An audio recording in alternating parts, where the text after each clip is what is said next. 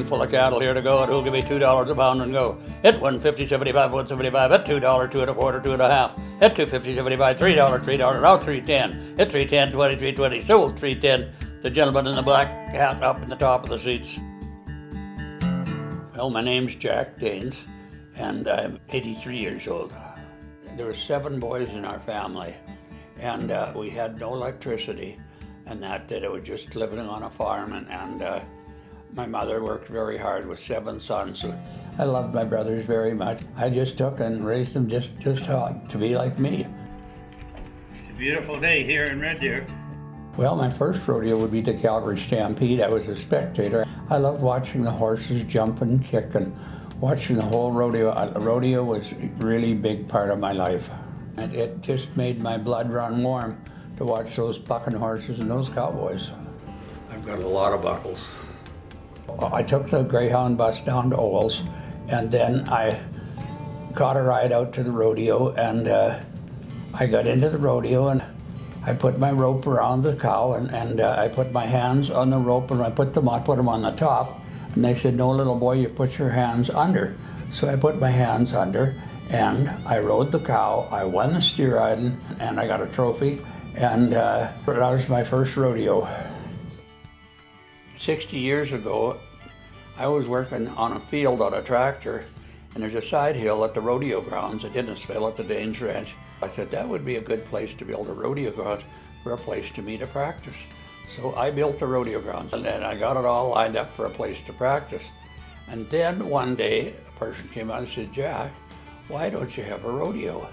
I said, "Me have a rodeo?" The last 58 years, I have ran the rodeo all by myself. I didn't have a committee. There was just Jack Daines doing the rodeo. So everybody in the community and surrounding areas all come, and it's a big thrill to see that whole side hill just totally full of people. So I learned to, whatever I was doing, to do a real good job. Whether it was building a fence or whatever it was, I had to do a good job. I was treating a steer, and a rope that came off from the steer and hit me in the face and knocked my eye out. Now I've got an artificial eye in there, and I make it out fine. Looks cool. Yeah. We have a son, Dwayne, and we've also got a couple of daughters. Dwayne was an all-around champion in Canada and saddle bronc champion in Canada when he was rodeoing, and then also major rodeos throughout the United States. And once the horse reared over in the chute and broke his back and paralyzed him from the waist down. So I went into his hospital bedroom, and I'm crying. And Dwayne came up to the door and he said, "Dad, why are you crying?" And I said, "Well, Dwayne, you're my son and I love you, and now you're paralyzed, you can't walk." He said, "Look, Dad, I will come to the auction market and I will sell cattle, but do you love me because I'm your son, or do you love me because I can walk? Because I tell you what, that I will do a good job." Look at the birds behind us. When I was up announcing at Golden, BC, I was announcing a rodeo, and I was going to be in the bronc-riding.